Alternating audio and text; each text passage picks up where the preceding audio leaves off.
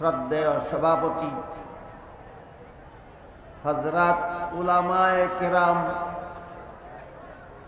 সম্মানিত সুধী সমাজ, দূর দূরান্ত থেকে আগত সর্বস্তরের মুসলমান ভাইয়েরা আমার, হযরত আদম আলাইহিস সালামের একটা ভুলের কারণে আল্লাহ তাকে জান্নাত থেকে বের করে দুনিয়াতে পাঠিয়েছিলেন। এই ভুল সেই ভুল নয়, মানে ভুল দুই রকম। এক ভুল অপরাধ, আর এক ভুল স্মরণে না থাকা। বলেন তো আপনারা, স্মরণে না থাকা কি অপরাধ? আদম আলাইহিসসালামের ভুল সেই ভুল। এটা অপরাধের ভুল নয়, স্মরণ না থাকার ভুল। পার্থক্যটা বুঝাতে পারলাম? আদম আলাইহিস সালামের যে ভুলের কারণে আল্লাহ তাকে জান্নাত থেকে বের করে দুনিয়াতে পাঠিয়েছিলেন, সেই ভুল অপরাধমূলক ভুল নয়, স্মরণ না থাকার ভুল। এমন ভুল গুনাহ নয়, এমন ভুল গুনাহ নয়। এই জন্য আহলে সুন্নাত ওয়াল জামাতের মৌলিক আকীদা সমূহের মধ্য থেকে এটা একটা মৌলিক আকীদা। আদম আলাইহিস সালাম থেকে নিয়ে মুহাম্মাদুর রাসূলুল্লাহ সাল্লাল্লাহু আলাইহি ওয়াসাল্লাম পর্যন্ত সমস্ত নবী রাসূলগণ আজীবন বেগুনাহ। কতদিনের বেগুনাহ? আজীবন। এ মর্মে আল্লাহ কুরআনে বলেন, লা ইয়ানালু আহদিজ জালিমিন। এর অর্থ হলো নবুয়তের পদ আমি গুনাহগারদেরকে প্রদান করি না। আল্লাহর এই মূলনীতি সমস্ত নবীগণের জন্য সার্বজনীন। তাই আহলে সুন্নাত ওয়াল জামাতের সিদ্ধান্তকৃত আকীদা হলো সমস্ত নবী রাসূলগণকে আমরা বেগুনাহ বিশ্বাস করব। তাহলে আদম আলাইহিস সালামের নিষিদ্ধ গাছের ফল খাওয়া এমন ভুল যে ভুলকে গুনাহ বলে না, এমন ভুল যে গুনার দ্বারা গুনাহ হয় না, যে ভুলের দ্বারা গুনাহ হয় না? হ্যাঁ, আদম আলাইহিস সালামের ভুলকে এমন ভুলের ব্যাখ্যা করব না যে ব্যাখ্যায় গুনাহ সাব্যস্ত হয়। আদম আলাইহিস সালামের ভুলকে এমন ভুলে ব্যাখ্যা করব যে ভুলে গুনাহ হয়। আনুষঙ্গিক প্রশ্নের জবাব দিলাম, কথা আমার যেখান থেকে মাত্র শুরু হইল। আদম আলাইহিস সালামের একটা ভুলের কারণে আল্লাহ তাকে জান্নাত থেকে বের করে দুনিয়াতে পাঠালেন। পাঠাবার সময় আদম হাওয়া দুজনকে আল্লাহ সরাসরি আর সমস্ত আদম সন্তানদেরকে পরোক্ষভাবে সম্বোধন করে একটি কথা বলে দিয়েছিলেন। আল্লাহ বলেছিলেন, কুল নাহবিতু মিনহা জামিআন ফাইম্মা ইয়াতিয়ান্নাকুম মিন্নী হুদান ফামান তাবিআ হুদায়া ফালা খাউফুন আলাইহিম ওয়ালা হুম ইয়াহজানুন। এতে আল্লাহ বলেন, আমি বললাম তোমরা সবাই নিচে নেমে যাও, অর্থাৎ পৃথিবীতে চলে যাও। এখানে আল্লাহ যে আজ্ঞাসূচক শব্দটি ব্যবহার করেছেন, শব্দটি হল ইহবিতু। এই ইহবিতু শব্দের ব্যাখ্যার মধ্যে একটা তাৎপর্য আছে, সেটা বোঝার জন্য ব্যাকরণ সম্পর্কে, ব্যাকরণের একটা সূত্র সম্পর্কে ধারণা থাকতে হবে। ব্যাকরণের বাংলা ব্যাকরণের ভাষায় বচন দুই প্রকার হয়, এক বচন, বহু বচন। একের বেলায় এক বচন ব্যবহৃত হয়, একের বেশির বেলায় বহু বচন ব্যবহৃত হয়। অনুরূপভাবে ইংলিশ গ্রামারের অবস্থাও তাই। সেখানে বচনকে নাম্বার বলা হয়, এক বচনকে ইংলিশ গ্রামারে বলে সিঙ্গুলার নাম্বার, বহু বচনকে ইংলিশ গ্রামারে বলে প্লুরাল নাম্বার। একই কথা। ইংলিশে সিঙ্গেল নাম্বার প্লুরাল নাম্বার বলতে যা বোঝায়, বাংলায় এক বচন বহু বচন বলতে তাই বোঝায়। মানে হলো বাংলা ভাষাতেও বচন দুই প্রকার, ইংলিশেও বচন দুই প্রকার, কিন্তু আরবি ভাষায় বচন তিন প্রকার। এই বেশক্রমটা না বুঝলে আয়াতের রহস্যটাই বুঝলেন। বুঝে থাকলে দয়া করে বলুন তো, আরবি ভাষায় বচন কত প্রকার? তিন প্রকার। এক বচন, দ্বিবচন, বহু বচন। একের বেলায় এক বচন, দুইয়ের বেলায় দ্বিবচন, দুইয়ের অধিকের বেলায় আরবিতে বহু বচন শব্দ ব্যবহৃত হয়। এবার আল্লাহ যে আদম হাওয়াকে জান্নাত থেকে বের করে পৃথিবীতে পাঠাবার সময় একটা আজ্ঞাসূচক শব্দ বলেছেন, ইহবিতু। এটা এক বচন নয়, দ্বিবচন নয়, বহু বচন। ইহবিতু শব্দটা দ্বিবচন নয়, এক বচন নয়। কি বচন? এবার বলেন আরবিতে বহু বচন বোধক শব্দ দুইয়ের বেলায় ব্যবহৃত হয় না দুইয়ের অধিকের বেলায়? জান্নাত থেকে কজনকে বের করে পৃথিবীতে পাঠালেন? তাহলে বহু বচন প্রয়োগ হয় কিভাবে? এই হল পাঠালেন দুজনকে। দ্বিবচন শব্দটা হলো ইহবিত। দ্বিবচন শব্দ বলেননি আল্লাহ, ইহবিত বলেননি। বহু বচন বোধক শব্দ ইহবিতু বলেছেন। প্রয়োগটা সঠিক হলো কি? এই প্রশ্নের একাধিক জবাব আছে, এর মধ্যে একটা জবাব হলো আল্লাহ আদম হাওয়া দুজনকে ডাইরেক্ট আর ভবিষ্যৎ প্রজন্ম আদম হাওয়ার সমস্ত সন্তানদেরকে ইনডাইরেক্ট সম্বোধন করেছেন। সুতরাং এখানে সম্বুদ্ধ ব্যক্তি দুজন নয়, বরং সমস্ত আদম সন্তান। এটা বুঝাবার জন্য আল্লাহ এখানে বহু বচনবোধক শব্দ ব্যবহার করছেন। কোরআন বোঝার জন্য অনেক সময় ব্যাকরণ বোঝা দরকার হয় কিনা দেখেন তো। সাহিত্য বুঝে না, ব্যাকরণ বুঝে না, নিজে নিজেই কোরআনের অনুবাদ গ্রন্থ পড়ে আর মনে মনে নিজেকে কোরআনের পণ্ডিত মনে করে।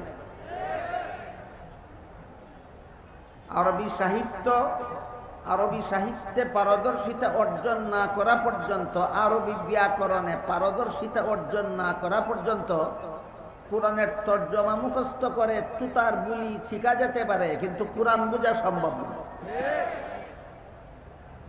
আল্লাহ যেহেতু এখানে বহু বচনবোধক শব্দ ব্যবহার করেছেন, তাই আদমের সমস্ত সন্তানদেরকেও এই সম্বোধনের অন্তর্ভুক্ত করে দিয়ে বললেন, তোমরা দুজন সরাসরি জান্নাত থেকে বের হয়ে পৃথিবীতে যাও, আর হে আদম, সমস্ত আদম সন্তানেরা, তোমরা আদম হাওয়ার মাধ্যমে পৃথিবীতে যাও।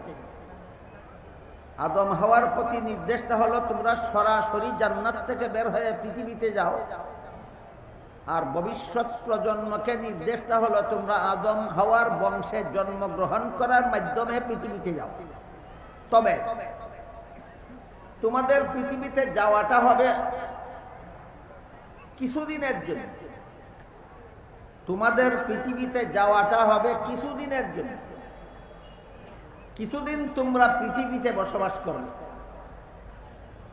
এই কিছুদিনের জীবন পৃথিবীতে কোন পথে যাপন করলে তোমরা চিরকালের জন্য আবার জান্নাতে ফিরে আসতে পারবে, সেই পথ আমি আল্লাহ নিজ দায়িত্বে তোমাদেরকে প্রদর্শন করে দেব।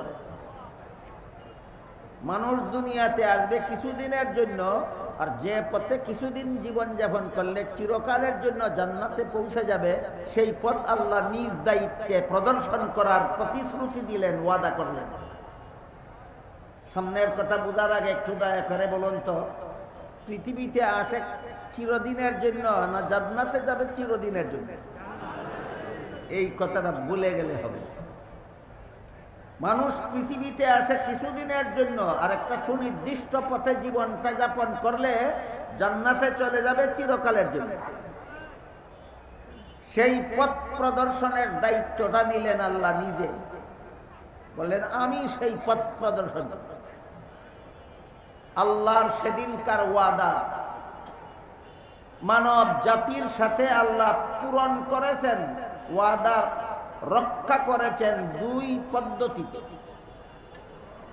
একটা পদ্ধতির নাম কিতাবের ভাষায় কিতাবুল্লাহ, আর একটা পদ্ধতির নাম কিতাবের ভাষায় রিজালুল্লাহ।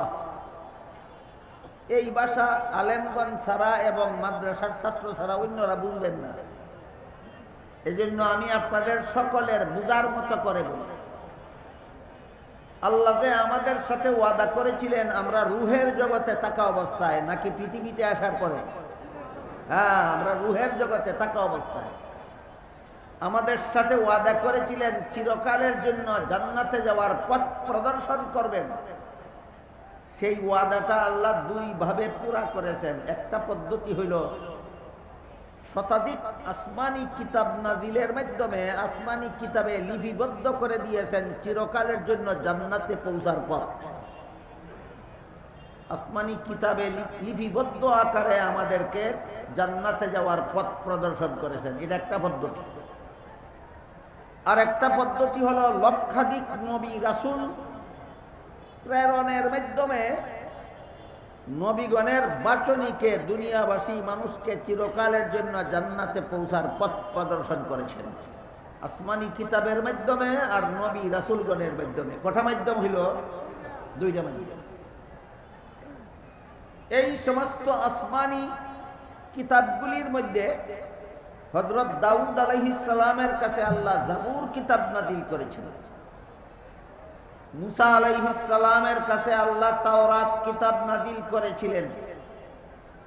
ঈসা আলাইহিস সালামের কাছে আল্লাহ ইনজিল কিতাব নাযিল করেছিলেন। কিন্তু দুঃখের বিষয়,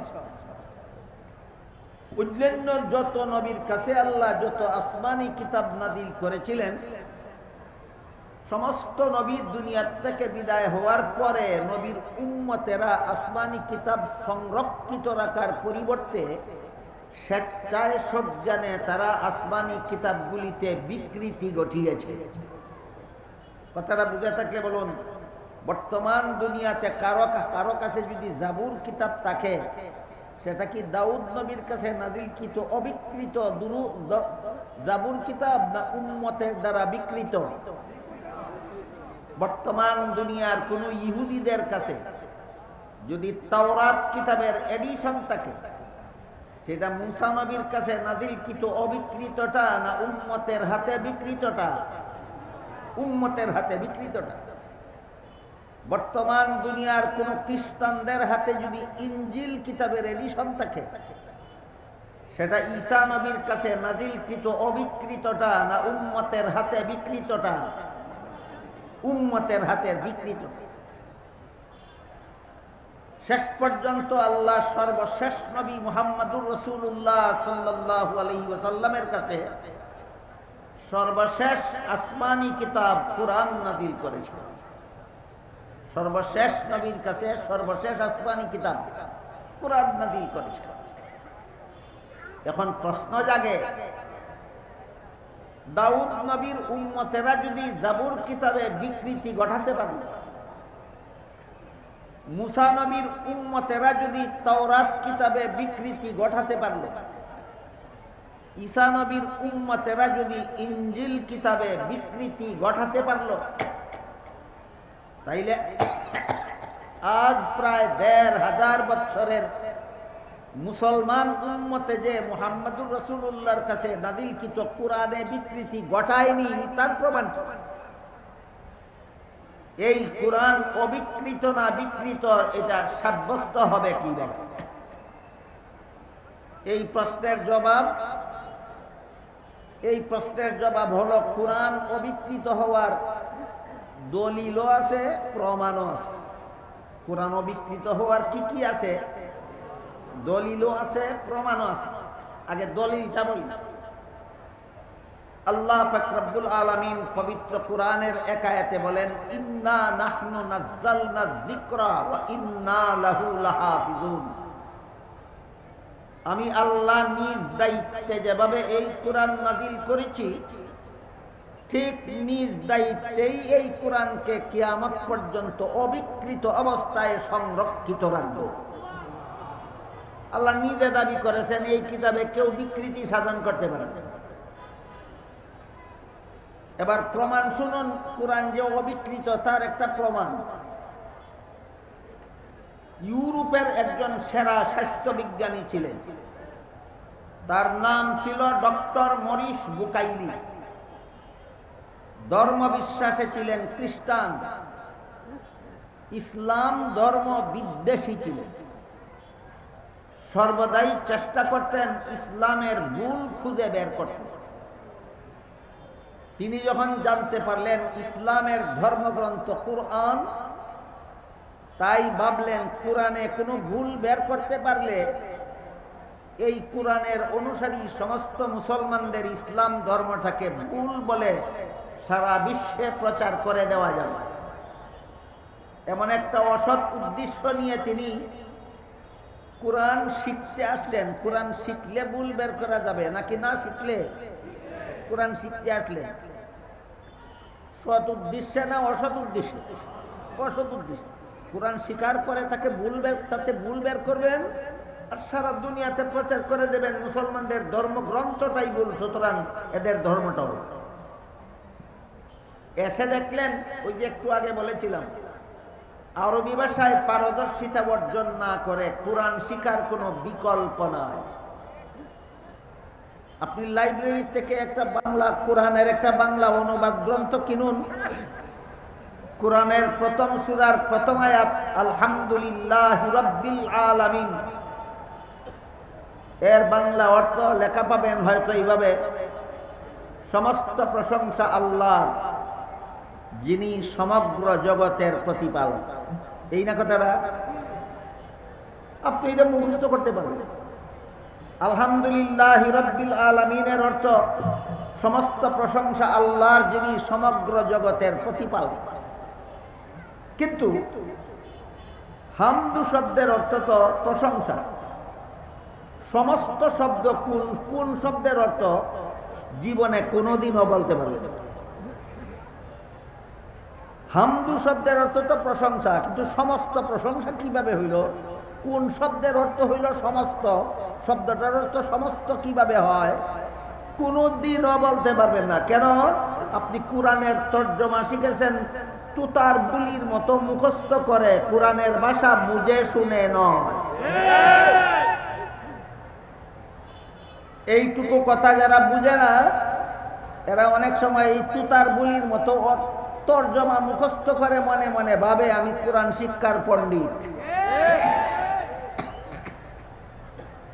কাজেই ডক্টর মরিস বুকাইলি ব্যাপারটা গভীরভাবে উপলব্ধি করতে পেরেছি যে আরবি ভাষায় পাণ্ডিত্য অর্জন করা ছাড়া কোরআন বোঝার কোনো উপায় নাই। তাই তিনি সৌদি সরকারের সহযোগিতায় আগে আরবি ভাষায় পারদর্শিতা অর্জন করলেন।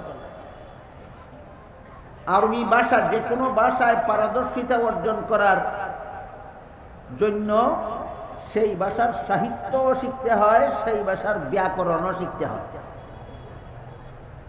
ব্যাকরণ না শিখে সাহিত্য শিখা পরিপূর্ণ শিখা সম্ভব নয়। সাহিত্য না শিখে ব্যাকরণের প্রয়োগ যথাযথভাবে সম্ভব নয়। আর আরবি ব্যাকরণের প্রধান অংশ রয়েছে তিনটা। এটা কিতাবের ভাষায় বললে আপনারা সকলে বুঝবেন না, তাই বাংলায় বলি। আরবি ব্যাকরণের প্রধান তিনটা অংশ আছে। প্রথম অংশের নাম শব্দ বিন্যাস, দ্বিতীয় অংশের নাম বাক্য বিন্যাস, তৃতীয় অংশের নাম অলংকার শাস্ত্র। এটাকে কিতাবের ভাষায় বলে ইলমে সরফ, ইলমে নহু, ইলমে বালাগত। আরবি ভাষার তিন প্রকারের ব্যাকরণ শিখলেন, আরবি সাহিত্য শিখলেন, তারপরে এর মাধ্যমে তিনি কোরআন শিক্ষা শুরু করলেন। শুরু থেকে শেষ পর্যন্ত কোরআন স্বীকার করো, কোরআনে কোনো ভুল তিনি খুঁজে বের করতে পারলেন না। না পেরে অনুসন্ধান চালাতে লাগলেন। আগের আমলের লেখা, হাতের লেখা কোরআনের কোনো এডিশন দুনিয়ার কোথাও পাওয়া যায় কিনা, ওইটার সাথে মিলালে আধুনিক কালের প্রেসের ছাপা কোরআনে অবশ্যই যথেষ্ট পরিমাণ ভুল বের হবে। শেষ পর্যন্ত তিনি জানতে পারলেন রাশিয়ার তাসকন্দের জাদুঘরে হযরত উসমান রাদিয়াল্লাহু আনহুর হাতের লেখা কোরআনের এডিশন বিদ্যমান। তাই তিনি আধুনিক কালের প্রেসে ছাপা কোরআনের কপি দিয়ে উসমান রাদিয়াল্লাহু আনহুর হাতের লেখা কোরআনের কপির সাথে সেখানে মিলাতে গেলেন। মিলিয়ে দেখলেন দুই কপির মধ্যে একটা বাক্যেও কোনো ব্যবধান নাই, একটা শব্দেও কোনো ব্যবধান নাই, একটা অক্ষরেও কোনো ব্যবধান নাই, একটা বিন্দুতেও কোনো ব্যবধান নাই। শেষ পর্যন্ত যিনি কোরআনে ভুল ধরতে এসেছিলেন, ইসলাম ধর্মকে ভ্রান্ত ধর্ম সাব্যস্ত করতে এসেছিলেন, তিনি নিজেই কলেমা পড়ে মুসলমান হয়ে গেলেন। এই লোকটার নাম ভুলে যাবেন না, এই লোকটার নাম ডক্টর মরিস বুকাইনি। এটা হলো বর্তমান দুনিয়ার মুসলমানদের হাতে মুহাম্মদুর রাসূলুল্লাহর পরবর্তী ১৫০০ বছরের পরবর্তী মুসলমানদের হাতের বিদ্যমান কোরআন যে অবিকৃত, এর জ্বলন্ত প্রমাণ। এজন্য বলেছিলাম কোরআন যে অবিকৃত এর দলিলও আছে, প্রমাণও আছে। দলিল হলো কোরআনের আয়াত, আর প্রমাণ হলো ডক্টর মরিস বুকাইনির ঘটনা। বুঝাতে পারলাম?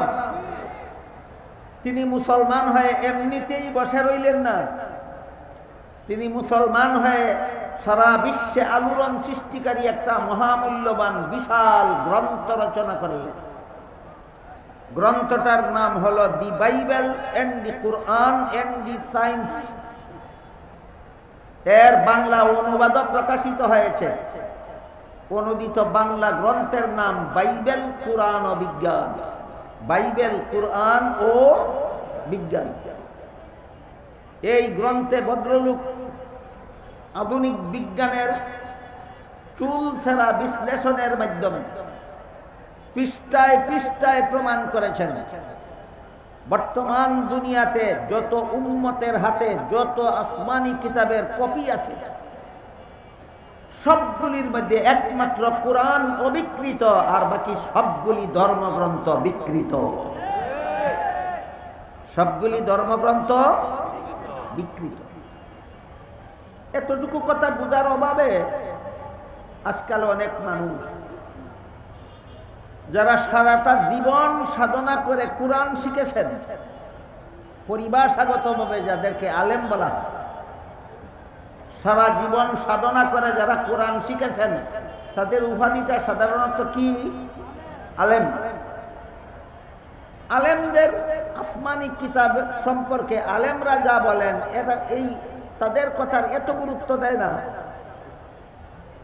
যিনি কোরআন শিখেননি, যিনি তাওরাত শিখেছেন, যিনি ইনজিল শিখেছেন, যিনি বাইবেল শিখেছেন, যিনি বেদ শিখেছেন, যিনি ত্রিপিটক শিখেছেন, তার কথার যত মূল্য দেয়। ইনি এত বড় পণ্ডিত, বেদে কি আছে বলতে পারে। ইনি এত বড় পণ্ডিত, ত্রিপিটকে কি আছে বলতে পারে। ইনি এত বড় পণ্ডিত, জাবুর কিতাবে কি আছে বলতে পারেন। ইনি এত বড় পণ্ডিত, বাইবেলে কি আছে বলতে পারেন।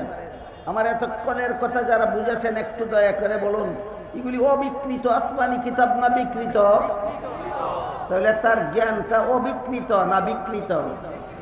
বিকৃত জ্ঞানের অধিকারী পণ্ডিতদের কথা অনেকে যত মূল্য দেয়, অবিকৃত কোরআনের জ্ঞানী আলেমদের কথার তত মূল্য দিতে চায় না।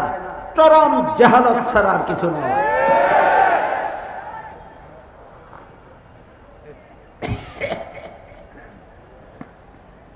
এতক্ষণের কথা যারা শুনেছেন, বুঝেছেন, বুঝে থাকলে এবার বলুন, কোরআনের শুরু থেকে শেষ পর্যন্ত কোন বাক্য বিকৃত আছে? কোনো শব্দ বিকৃত আছে, কোনো অক্ষর বিকৃত আছে, কোনো নুক্তা বিকৃত আছে? বিন্দু আরবি ভাষায় নুক্তা বলে, বাংলায় এটাকে বলে বিন্দু। কোনটা বললে সহজে বুঝবেন? আলিফের কোনো বিন্দু নাই, বায়ের নিচে একটা বিন্দু আছে, এটাকে আরবিতে বলে নুক্তা।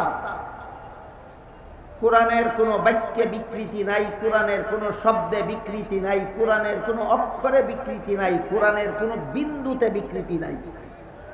তাহলে আল্লাহ যে ওয়াদা দিয়েছিলেন কোরআনকে আমি নিজ দায়িত্বে কিয়ামত পর্যন্ত বিকৃতির হাত থেকে রক্ষা করব, আল্লাহ সেই ওয়াদাও লঙ্ঘন করেছেন না রক্ষা করেছেন? এবার প্রশ্ন হইল কোরআনের অর্থ নিয়ে। এতক্ষণ আলোচনা হলো কোরআনের শব্দ নিয়ে, এরপরের আলোচনাটা কি নিয়ে? কোরআনের অর্থ নিয়ে, কোরআনের অর্থের ব্যাপারে।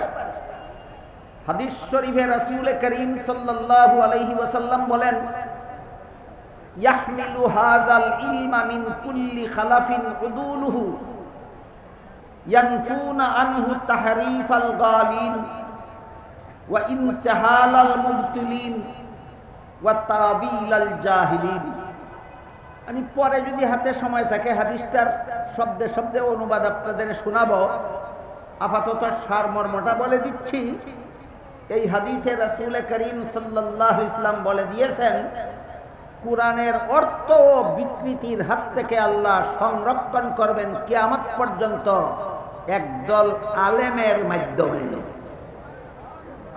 কোরআনের শব্দ সংরক্ষণ করবেন আল্লাহ নিজে, আর কোরআনের অর্থ সংরক্ষণ করাবেন আল্লাহ একদল আলেমের মাধ্যমে।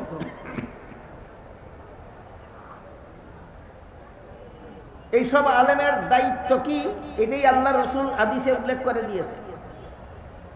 রাসূল বলেন, ইয়াহমিলু হাযাল ইলমা মিন কুল্লি খালাফিন উদুলুহু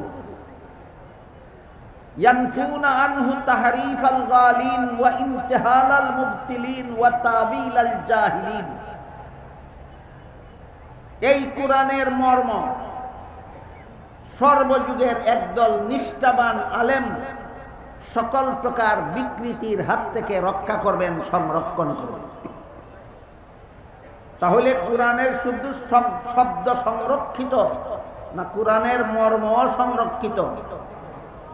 কোরআনের শব্দ আল্লাহ সরাসরি সংরক্ষণ করেন, কেউ চেষ্টা করেও বিকৃতি করতে পারে না।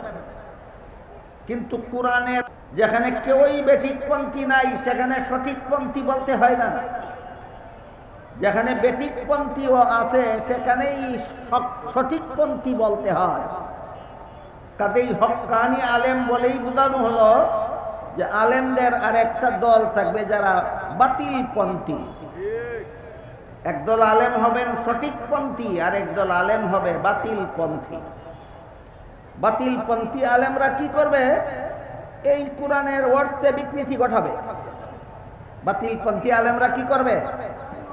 কোরআনের অর্থে বিকৃতি ঘটাবে। সঠিকপন্থী আলেমগণ বিকৃতির হাত থেকে কোরআনের অর্থকে কিয়ামত পর্যন্ত সংরক্ষণ করবে। তাইলে কোরআনের অর্থ বিকৃতি এবং বিকৃতি হাত থেকে রক্ষার আন্দোলন সর্বযুগেই চলে, সর্বযুগেই চলে।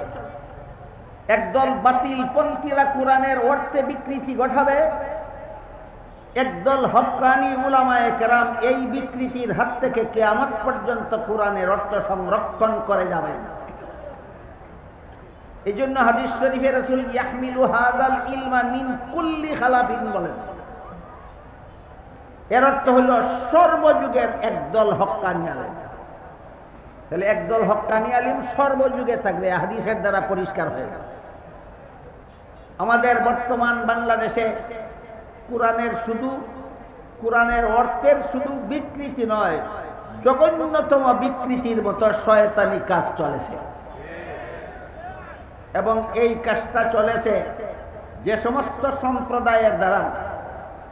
এর মধ্যে একদল হলো মাজার পূজারী ভণ্ড, আর একদল হলো দাজ্জাল বাউল শিল্পী। একদল মাজার পূজারী ভণ্ডরা কোরআনের অর্থ বিকৃতির মতো শয়তানি কাজে লিপ্ত, আরেক দল গণ্ড মূর্খ বাউল শিল্পী কোরআনের অর্থ বিকৃতির মতো শয়তানি কাজে লিপ্ত। মাজার পূজারী বন্ডদের মধ্যে আবার দুই শ্রেণীর লোক আছে, কিছু মূর্খও আছে, কিছু আলেমও আছে। কিছু মূর্খও আছে। এবার বলেন তো, মাজার পূজারী বন্ডদের মধ্যে যারা আলেম আছে এরাই হক্কানি আলেম না বাতিল পন্থী? কোরআনের মূল অর্থের সাথে মিলালেই পরিষ্কারভাবে ধরা পড়ে যায় এরা বাতিল পন্থী আলেম। হাদিসে রাসূল বলে দিয়েছেন এই দল সর্বযুগেই থাকবে। এই দুই দলের বন্ড মাজার পন্থীদের মধ্যে একদল মূর্খ আর একদল আলেম, দুই দলের দুইটা উদাহরণ শোনাই। মাজার পূজারী বন্ডদের একদল বলে, আমরা যে মাজারে উরুস করি, আমরা যে মাজারে গান গাই, বাজনা বাজাই, আমরা যে মাজারে নারী পুরুষ একত্র হয়ে নাচি, আমরা যে মাজারের বাবার কাছে সুখ শান্তি ধন সম্পদ চাই, আমরা যে মাজারের বাবার কাছে সন্তান চাই, এইগুলি মৌলবীরা হারাম বলে কিনা? এমন আমাদের এই সমস্ত কর্মকাণ্ডকে মৌলবীরা বলে হারাম। ওরা হারাম বলবে, কারণ ওরা হইল শরীয়তপন্থী, আর এই কাজগুলি শরীয়তে হারাম ঠিকই আছে। আমরা তো শরীয়তপন্থী না, আমরা তো মারিফতপন্থী। শরীয়তের হারাম মারিফত হাসিল হয়ে গেলে হারাম থাকে না। মৌলবীরার মারিফত নাই, শুধু শরীয়ত নিয়ে চলে, এই জন্য গানকে বলে হারাম, বাজনাকে বলে হারাম, বেপর্দা চলাকে বলে হারাম, বেনমাজি জীবন যাপনকে বলে হারাম, মাজারে উরুস করাকে বলে হারাম, আরো কত কিছুকেই মৌলবীরা হারাম বলে, কারণ এরা শরীয়তপন্থী। বাস্তবিক ওই শরীয়তে এইগুলি হারাম। কিন্তু যারা মারিফত যাদের হাসিল হইয়া যায় তাদের জন্য শরীয়তের হারাম হারাম থাকে না। আমাদের মারিফত হাসিল হইয়া গেছে, এই জন্য আমাদের জন্য গান হারাম নয়, মৌলবীদের জন্য গান হারাম। আমাদের জন্য বাজনা হারাম নয়, মৌলবীদের জন্য বাজনা হারাম। আমাদের জন্য বেপর্দা চলা হারাম নয়, মৌলবীদের জন্য বেপর্দা চলা হারাম। এমন কথা বলে কিনা? কথার জবাব দেওয়ার আগে বলতে চাই, শরীয়ত আর মারিফত দুইটা জিনিস তুমি পাইলা কোথায়? শরীয়ত আল্লাহর বিধান, আর মারিফত কার বিধান? মারিফত কার বিধান? আল্লাহর বিধান। এদের একটা বন্ড বলতে পারবে না শরীয়ত কাকে বলে আর মারিফত কাকে বলে। শুধু মানুষ সরল মানুষের আইওয়াশ করার জন্য শরীয়ত মারিফতের শব্দের দুহাই দিয়ে থাকে। এদের খপ্পরে পরে আপনাদের ঈমান যেন ধ্বংস না করেন, সেজন্য আমি শরীয়ত এবং মারিফতের একটা মোটামুটি পার্থক্য, পুরাপুরি পার্থক্য বলতে গেলে অনেক লম্বা সময় লাগে। শরীয়ত আর মারিফতের একটা মোটামুটি পার্থক্য বলে দেই, যদি বুঝেন এবং জীবনভর স্মরণ রাখেন, তাহলে এই সমস্ত মূর্খ মাজার পূজারী ভণ্ডদের এই কুহুরি কথায় ঈমান ধ্বংস হবে না। আল্লাহর কিছু বিধিবিধান শরীরের অঙ্গ প্রত্যঙ্গের দ্বারা পালন করতে হয়। এই সমস্ত বিধিবিধানকে সাধারণত শরীয়ত বলা হয়। যেমন ওযু করতে মুখ ধুইতে হয়, শরীরের অঙ্গ ব্যবহার হইল কিনা? ওযু করতে হাত ধুইতে হয়, শরীরের অঙ্গ ব্যবহার হইল কিনা? ওযু করতে মাথা মাসে করতে হয়, শরীরের অঙ্গ ব্যবহার হইল। ওযু করতে পা ধুইতে হয়, শরীরের অঙ্গ ব্যবহার হইল। কাজী ওযু মারিফতের বিষয় না শরীয়তের বিষয়? তাহলে বুঝতে পেরেছেন, নামাজ মনে মনে পড়লে হয় না শরীরের অঙ্গ প্রত্যঙ্গ ব্যবহার করে পড়তে হয়? তাইলে নামাজ মারিফতের বিষয় না শরীয়তের বিষয়? তাইলে আল্লাহর যে সমস্ত বিধান শরীরের অঙ্গ প্রত্যঙ্গের দ্বারা পালন করতে হয়, এমন বিষয়কে, এমন বিধিবিধানকে সাধারণত শরীয়ত বলা হয়। শরীয়ত বোঝাটা কি আপনাদের জন্য অনেক কঠিন হইল না একেবারে সহজ? আর অনেক বিধান আল্লাহর এমন আছে যেগুলি শরীরের কোনো অঙ্গের দ্বারা পালন করা যায় না, একমাত্র অন্তরের দ্বারা পালন করতে হয়। আল্লাহর অনেক বিধান আছে শরীরের অঙ্গ দ্বারা পালন করা যায় না, অন্তরের দ্বারা পালন করতে হয়। ওই সব বিধানকে সাধারণত মারিফত বলা হয়। বুঝাতে পারলাম?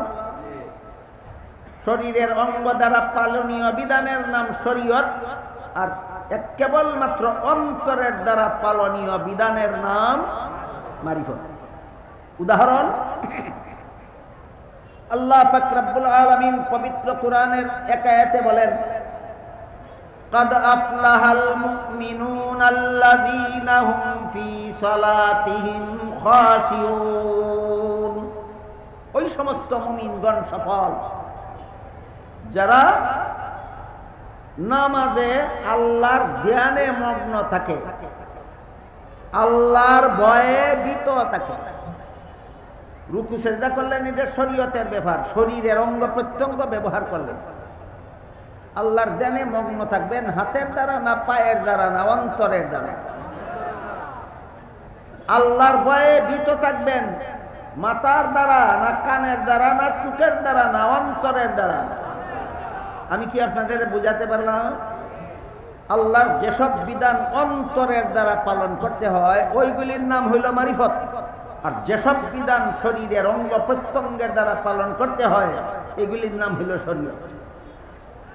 কিবলামুখী হয়ে দাঁড়ালেন, নিয়ত করলেন, সুবহানাকা পড়লেন মুখের দ্বারা, আউযু বিল্লাহ বিসমিল্লাহ বললেন মুখের দ্বারা, সূরা কেরাত পড়লেন মুখের দ্বারা, রুকু করলেন শরীরের অঙ্গ দ্বারা, সেজদা করলেন শরীরের অঙ্গ দ্বারা, বসলেন শরীরের অঙ্গ দ্বারা, আত্তাহিয়াত দুরূদ শরীফ পড়লেন শরীরের অঙ্গ দ্বারা, সালাম ফিরালেন শরীরের অঙ্গ দ্বারা।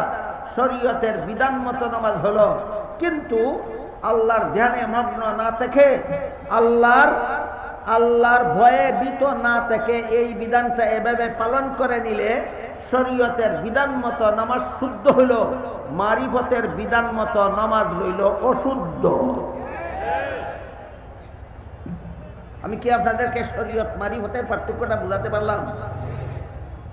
বলেন তো, শরীয়তের বিধান পালন করলে নামাজটা শরীয়তের বিধান মতো শুদ্ধ হয় কিনা? হ্যাঁ হয়। কিন্তু আল্লাহর ধ্যানে মগ্ন নন, আপনি আল্লাহর ভয়ে ভীত নন নামাজে, আপনি নামাজের শুরু থেকে শেষ পর্যন্ত সংসারের কল্পনা জল্পনায় লিপ্ত। মারিফতের বিধান মতো নামাজ আপনার অশুদ্ধ, নামাজ আপনার অশুদ্ধ। আমার কথা বুঝে থাকলে বলুন তো, আমরা যারা যারা নামাজ পড়ি আমাদের অনেকের নামাজ মারিফতের বিধান মতো অশুদ্ধ থাকে কিনা? এটা শুদ্ধ করার পদ্ধতি একটু লম্বা, আমি আজকে বলতে পারি না। শুদ্ধ করলে পরে এই নামাজের সুফলটা কি সেটা বলি। যখন আপনি মারিফতের বিধান মতো নামাজটা শুদ্ধ করবেন, অর্থাৎ যতক্ষণ নামাজে থাকেন ততক্ষণ আপনি আল্লাহর ধ্যানে মগ্ন থাকেন, আল্লাহর ভয়ে ভীত থাকেন, এমন নামাজ যেদিন আপনার সাধন হয়ে যাবে, একদিকে মারিফতের দৃষ্টিতেও নামাজটা শুদ্ধ হয়ে যাবে, আর অপর দিকে আল্লাহ পাক রব্বুল আলামিন বলেন, ইন্নাস সালাতা তানহা আনিল ফাহশাই ওয়াল মুনকার। মারিফতের দৃষ্টিতে যেই শুদ্ধ নামাজ, এই শুদ্ধ নামাজ করে কি? আল্লাহ বলেন নামাজীকে সকল প্রকার গুনার কাছ থেকে বাঁচায়। মারিফতের নামাজ, মারিফতের দৃষ্টিতে যার নামাজ শুদ্ধ হয়ে যায় তার নামাজে তাকে সংসারের সকল প্রকার গুনাহ থেকে বাঁচায়। সকল প্রকার গুনাহ থেকে কে বাঁচায়? নামাজ। কোন নামাজ? যেই নামাজটা মারিফতের বিধান মতেও শুদ্ধ, যেই নামাজটা মারিফতের বিধান মতেও শুদ্ধ, এই নামাজ নামাজীকে সকল প্রকার গুনাহ থেকে বাঁচায়। এবার বলুন, গান গুনাহ কিনা? বাজনা গুনাহ কিনা? বেপরদা চলা গুনাহ কিনা? তুমি যদি মারিফত হাসিল হইয়া থাকে, তোমার মারিফতে তোমার গান থেকে বাঁচায় না কেন? মারিফত যদি হাসিল হইয়া থাকে, তোমাকে বাজনার মতো হারাম থেকে বাঁচায় না কেন? মারিফত যদি তোমার হাসিল হইয়া থাকে, তাহলে তোমাকে বেপরদা চালচলন থেকে তোমাকে বাঁচায় না কেন? প্রমাণ হয়ে গেল এইগুলি বাস্তব নয়, মারিফতের গুহাই ভণ্ডামি ছাড়া আর কিছু নয়। তারপরও একটু সময়ের জন্য যদি আমরা মেনে নেই যে মারিফত হাসিল হইলে শরীয়তের হারাম হারাম থাকে না, মৌলবীরা গানকে হারাম বলবেই ওরা শরীয়তপন্থী, মৌলবীরা বাজনাকে হারাম বলবেই যেহেতু ওরা শরীয়তপন্থী, মৌলবীরা নারী পুরুষ বেপর্দা চলাকে হারাম বলবেই যেহেতু ওরা শরীয়তপন্থী। মারিফত হাসিল হয়ে গেছে আমাদের জন্য হারাম থাকেনি, এই কথাটা যদি একটু সময়ের জন্য মেনে নেওয়া যায় যে যাদের মারিফত হাসিল হয়ে যায় তাদের জন্য শরীয়তের হারাম হারাম থাকে না, আমি 1 মিনিটের জন্য কথাটা আপাতত মেনে নিলাম। এবার বলুন, শরীয়তের বিধান মতো গোবর খাওয়া হালাল না হারাম? হালাল? হারাম। শরীয়তের বিধান মতো বলদের পেশাব পান করা হালাল না হারাম? এটা তো শরীয়তের বিধান, মৌলবীর আল্লাহই হারাম। তোমরা যারা বন্ড মাজার পূজারী, তোমাদের জন্য তো হালাল হয়ে গেছে। তোমরা ভাত না খাইয়া গোবর খাও, তোমরা সাপ্লাইর পানি পান না কইরা বলদের পেশাব খাও।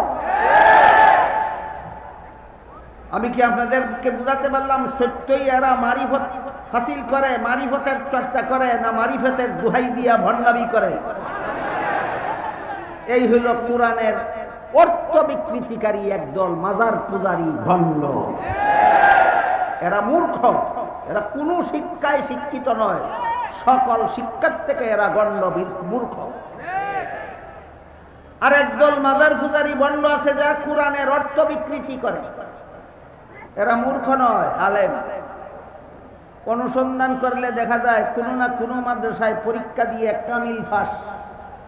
কি ফাঁস? কামিল ফাঁস হইলে মূর্খ থাকে না, আলেম হয়। সব আনুষ্ঠানিক শিক্ষার নীতি তো এইটাই যে কওমি মাদ্রাসায় পড়ে যদি দাওরা ফাঁস হয় তাহলে আলেম, তাকে আলেম বলা হয়। সরকারি মাদ্রাসায় পড়ে যদি কামিল ফাঁস করে তাকে সামাজিকভাবে আলেম বলা হয়। বুঝে থাকতে বলুন তো, কামিল ফাঁস লোকটা কি জাহেল না আলেম? এমন একটা আলেমের বন্ড মাজার পূজারী আলেমের আর একটা উক্তি আপনাদের শুনে। সে একটা মারিফতি গানের নামে একটা গান মঞ্চে হাজার হাজার শ্রোতাদের সামনে মঞ্চে গান গেয়ে থাকে। তার গানটা হলো আল্লাহর দন রাসূলকে দিয়ে, আল্লাহ গেল গায়েব হয়ে, রাসূলের দন খাজায় পেয়ে শুইল গিয়া আজমিরে, কেউ ফিরে না খালি হাতে খাজা বাবার দরবারে। এই গানের এই 2টা পংক্তির মধ্যে কি পরিমাণ কুফুরি আছে আমি সারা রাতেও বলে শেষ করতে পারবো না। 1-2টা বলি শুনুন। গানের প্রথম অংশটা হলো আল্লাহর দন রসুলকে দিয়ে, আল্লাহর দন, আল্লাহর দন রসুলকে দিয়ে দিছে আল্লাহ। অথচ আল্লাহ পাক রব্বুল আলামিন পবিত্র কোরআনের সূরা মুনাফিকুনের 7 নম্বর আয়াতে বলেন, ওয়ালিল্লাহি খাযাইনুস সামাওয়াতি ওয়াল আরদ। আল্লাহর ধনগুলি আল্লাহর মালিকানায় রয়ে গেছে। বন্ড মৌলবী কয় রসুলকে দিয়েছে, আল্লাহ বলেন আমার মালিকানায় রয়েছে। কি হইল? কি হইল? কোরআনের অর্থ সংরক্ষণ করলো না বিকৃত করলো? এই দেখেন, মৌলবী কোরআনের অর্থ বিকৃতি করে। কামিল ফাঁস মৌলবী কোরআনের অর্থ বিকৃতি করে। এদেরকেই হক্কানি আলেম বলা হয় না বাতিলপন্থী? আপনাদের জন্য কি বাতিলপন্থী চিনা আর হক্কানি চিনতে খুব কঠিন হবে মনে করেন? এই সমস্ত মৌলবীরা বাতিলপন্থী। আরো মজার কথা আছে, সূরা মুনাফিকুনের 7 নম্বর আয়াতের প্রথম অংশে আল্লাহ বলেছেন, আসমান জমিনের যত ধন আছে একটাও রসুলকে দিয়ে দেননি, সবগুলি আল্লাহর মালিকানায় রয়েছে। বন্ড মৌলবী কয় রসুলকে দিয়েছে, আল্লাহ বলেন আমার মালিকানায় রয়েছে। কোরআনের অর্থ ঠিক আছে না সম্পূর্ণ উলট পালট? এটা একটা কুফরি। আয়াতের শেষ অংশে আল্লাহ বলেন ওয়ালাকিন্নাল মুনাফিকিনা লা ইয়ালামুন না ইয়াফকাহু ওয়ালাকিন্নাল মুনাফিকিনা লা ইয়ালামুন। আসমান জমিনের সমস্ত ধন যে আল্লাহর মালিকানায় রয়েছে, মুমিনরা জানে, মুনাফিকরা জানে না। তাহলে যে বলে আল্লাহর মালিকানায় নাই, রাসূলের মালিকানায় চলে গেছে, সূরা মুনাফিকুনের ৭ নম্বর আয়াতের শেষ অংশে বলে তুই মুমিন না, তুই মুনাফিক। এবার বলেন বাংলাদেশে আলেম নামের মুনাফিকও আছে? চিনতে খুব অসুবিধা না? পরিষ্কার গেল। এই বন্ডর এই গানের একটা কুফরি। গানের প্রথম অংশের কুফরিটা বুঝালাম, এবার মধ্যের অনেকগুলি কুফরি আছে, বলার সময় বাড়াতে নাই। গানের শেষের অংশের কুফরিটার কথা বলি। গানের শেষের অংশের কুফরিটা হইল কেউ ফিরে না খালি হাতে খাজা বাবার দরবার। খাজা বাবার দরবারে গিয়া যে যা চায় তাকে তাই দেওয়ার ক্ষমতা রাখে খাজা বাবা। কেউ গিয়া দন চাইলে দন দেওয়ার ক্ষমতা রাখে, কেউ গিয়া শান্তি চাইলে শান্তি দেওয়ার ক্ষমতা রাখে, কেউ গিয়া সন্তান চাইলে সন্তান দেওয়ার ক্ষমতা রাখে, কেউ গিয়া জাহান্নাম থেকে মুক্তি চাইলে জাহান্নাম থেকে মুক্তি দেওয়ার ক্ষমতা রাখে, কেউ গিয়া জান্নাত চাইলে জান্নাত দেওয়ার ক্ষমতা রাখে। এবার বলুন এগুলি দেওয়ার ক্ষমতা কার? হয়নি জবাব, একমাত্র আল্লাহ। বলেন এগুলি দেওয়ার ক্ষমতা কার? এই ক্ষমতা খাজা বাবাকে দেওয়া ঈমান না কুফর? কোরআনের অর্থ বিকৃতি করলো কিনা? জাহেলরা করলো না একদল আলেম করলো? একদল আলেম আর কোরআনের অর্থ বিকৃতি। আর একদল আছে বাউল শিল্পী, একদল আছে বন্ড মাজার পূজারী, আর একদল আছে কি বাউল শিল্পী। ইদানিং এক বাউল শিল্পীর গান মনে হয় আমার চেয়ে আপনারই ভালো লাগে। এই বাউল শিল্পী বলে আল্লাহর আগের কথা পরের কথা মিল না। আল্লাহর আগের কথা পরের কথা মিল নাই। আল্লাহর এক কথা আর এক কথার সাথে সাংঘর্ষিক। বলেন তো কোরআনের শুরু থেকে শেষ পর্যন্ত যা কিছু আছে কার কার কথা? একমাত্র আল্লাহর কথা। কোরআনের শুরু থেকে শেষ পর্যন্ত যা কিছু আছে কার কার কথা? একমাত্র আল্লাহর কথা। আর আল্লাহর এক কথাকে আর এক কথার বিপরীত বলা কুফর।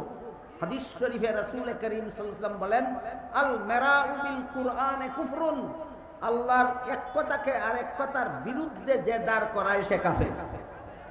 যে আল্লাহর একটা কথাকে আর একটা কথার বিরুদ্ধে দাঁড় করায় সে কাফের। কেন কাফের? কারণ হইল স্ববিরোধী কথা তারাই বলে যারা আগে কি বলেছিল মনে নাই, এই জন্য পরে উল্টা কথা বলে। বলেন স্ববিরোধী কথা কে বলতে পারে? যারা আগে পরে সব কথা মনে থাকে না, যাদের আগের কথা মনে থাকে না। যাদের আগের কথা মনে থাকে না তারা পরের কথাটা আগের কথার বিপরীত বলে, মনে না থাকার কারণে। আল্লাহ যদি আগের কথা বিপরীতে পরের কথা বলে তো এর দ্বারা সাব্যস্ত হয় আল্লাহরও আগের কথা মনে নাই। আল্লাহর মনে নাই কল্পনা করলেই কাফের হইয়া যায়। এই জন্য হাদিস শরীফে রাসূল করিম সাল্লাল্লাহু আলাইহি ওয়াসাল্লাম পরিষ্কার ভাষায় আজ থেকে 1400 বছর আগে রাসূল বলে গেছেন, যেই ব্যক্তি আল্লাহর একটা কথাকে আর একটা কথার বিরুদ্ধে দাঁড় করাবে সে কাফের। এই বাউল শিল্পী নামটাও আমার মনে থাকে, এটা কি মানুষে কয় আবুল বাউল, আবুল বাউল ফাউল। মানুষে কয় আবুল বাউল ফাউল, আমি কই না না, এটা আবুল তাবুল। বলেন আবুল বাউল না আবুল তাবুল? এই আবুল তাবুলের আর একটা কথা হলো আল্লাহ কুরআনের সর্বশেষ সূরার মধ্যে মানুষকে নাচতে বলছে। কেমনে ভাইলা তুমি? কয় কুল আউযু বিরাব্বিন নাস, কয় এই দেখো নাচ কইছে। কুল আউযু বিরাব্বিন নাস, মালিকিন নাস, আবার কইছে নাচ। ইলাহিন নাস, আবার কইছে নাচ। বলেন তো নাচনের লাগি যে বাংলায় অর্ডার দেয় নাচ শব্দ কইয়া, এই শব্দটা আরবি না বাংলা? নাচ, নাচার জন্য যদি বলে নাচ, তাইলে এই শব্দটা কি হয়? এটা বাংলা। আর আল্লাহ যে সূরায়ে নাসের মধ্যে নাচ শব্দ কইছে, এটা বাংলা শব্দ না আরবি শব্দ? আরবি শব্দ নাচের অর্থ নাচন না, আরবি শব্দ নাচ অর্থ মানুষ। কোরআনের ভাষায় নাচ অর্থ মানুষ। আল্লাহ যে শব্দটা দিয়া মানুষ বুঝাইছে, তুই এই শব্দটা দিয়া নাচন বুঝাইছস। তোর মতো ইবলিস দাজ্জাল জগতে আর কেউ হতে পারে না।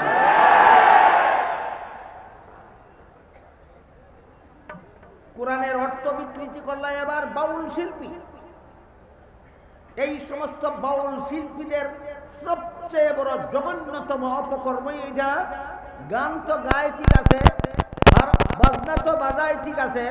যদি আবুল তাবুল কথা কইয়া গান গাইতো, যদি আবুল তাবুল গানে বাজনা বাজাইতো, তুই তোর গান বাজনা নিয়ে জাহান্নামে যা, মুসলমানের কিছু আসে যায় না।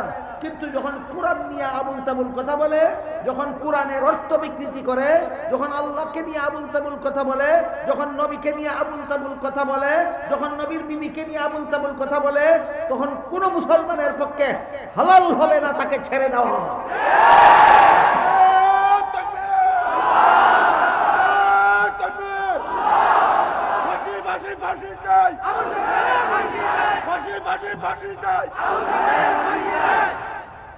এবার বলুন, কোরআনের অর্থ বিকৃতিকারী দাজ্জালদের অভাব আছে কি সমাজে? রাসূল কি বলে গেছেন? তাওরাত কিতাব এর অর্থ যেভাবে উম্মত বিকৃতি করে ফেলেছিল, কেউ সংরক্ষণ করতে পারেনি। ইনজিল কিতাবের অর্থ যেভাবে খ্রিস্টানেরা বিকৃত করেছে, কেউ সংরক্ষণ করতে পারেনি। জাবুর কিতাবের অর্থ যেভাবে সংরক্ষণ করে বিকৃত করেছে, কেউ সংরক্ষণ করতে পারেনি। কোরআনের অর্থও বিকৃত করে ফেলবে, কেউ সংরক্ষণ করতে পারবে না বলে গেছেন না। রাসূল বলে গেছেন, যত শয়তান, যত দাজ্জাল, যত আবুল, যত বাউল, যত বাতুল, যত ফালতু কোরআনের যত অর্থ বিকৃতি করবে, সবগুলির থেকে কিয়ামত পর্যন্ত একদল হক্কানি আলেম কোরআনের অর্থ সংরক্ষণ করবে। কাজে আপনাদের দায়িত্ব, আপনারা যারা হাজারে হাজারে লাখে লাখে সরল মুসলমান, সাধারণ মুসলমান উলামায়ে কেরামের কথাবার্তা শুনতে আসেন, ওয়াজ নসিহত শুনতে আসেন, নিজের ঈমান হেফাজত করতে আসেন, নিজের আমল সংশোধন করতে আসেন, আপনারা কি বাংলাদেশের সমস্ত হক্কানি আলেমদের পক্ষে এই সমস্ত আবুল তাবুল বাউল ফাউলদের ফাঁসি চান? যতক্ষণ পর্যন্ত এই সমস্ত ফালতু বাউল শিল্পীদের দৃষ্টান্তমূলক শাস্তি দেওয়া হবে না, ততক্ষণ পর্যন্ত এদের বিরুদ্ধে আন্দোলন বন্ধ হবে না। যখন মানুষ আন্দোলনে নামলো, তখন একদল বুদ্ধিজীবী মিছিল নিয়ে বাইরিল এদের পক্ষে। জানেন কি কেউ আপনারা? একদল বুদ্ধিজীবী এই দাজ্জালদের পক্ষে, ভণ্ডদের পক্ষে মিছিল নিয়ে বের হয়। এটাকেই বাংলায় বলে লাল কুকুর শিয়ালের ভাই। ওইটা হইল লাল কুকুর, আর এর পক্ষপাতী বুদ্ধিজীবীরা হইল শিয়ালের ভাই। লাল কুকুর শিয়ালের ভাই। আর আমাদের সিলেটি ভাষায় একটা কথা বলে, দেখি আপনারা বুঝেন কিনা। আমাদের সিলেটি ভাষায় বলে, চুরে চুরে খালাতো ভাই, তিন চুরে হালি, এক চুরে বিয়া করে আর এক চুরে শালি। এই দাজ্জাল শিল্পীরা হইল একদল সুর, আর এই সুরদের পক্ষে যারা মিছিল করে এরা হইল এই সুরের দলের খালাতো ভাই। চুরে চুরে খালাতো ভাই, তিন চুরে হালি, এক চুরে বিয়া করে আরেক চুরে শালি। কোনো কাজ হবে না। রাসূল বলে গেছেন, শয়তানি করে কোনোদিন কোরআনের অর্থ বিকৃতি করা যাবে না। সর্বযুগের হক্কানি আলেম কিয়ামত পর্যন্ত কোরআনের অর্থ সংরক্ষণ করবেন। আপনারা এই লাল কুকুর শিয়ালের ভাইদের সাথে থাকবেন না হক্কানি আলেমদের সাথে থাকবেন? আল্লাহ আপনাদের সবাইকে তৌফিক দান করুন, আমিন। সুবহান রাব্বিকা রাব্বিল ইজ্জাতি আম্মা ইয়াসিফুন ওয়া সালামুন আলাল মুরসালিন ওয়ালহামদুলিল্লাহি রাব্বিল আলামিন।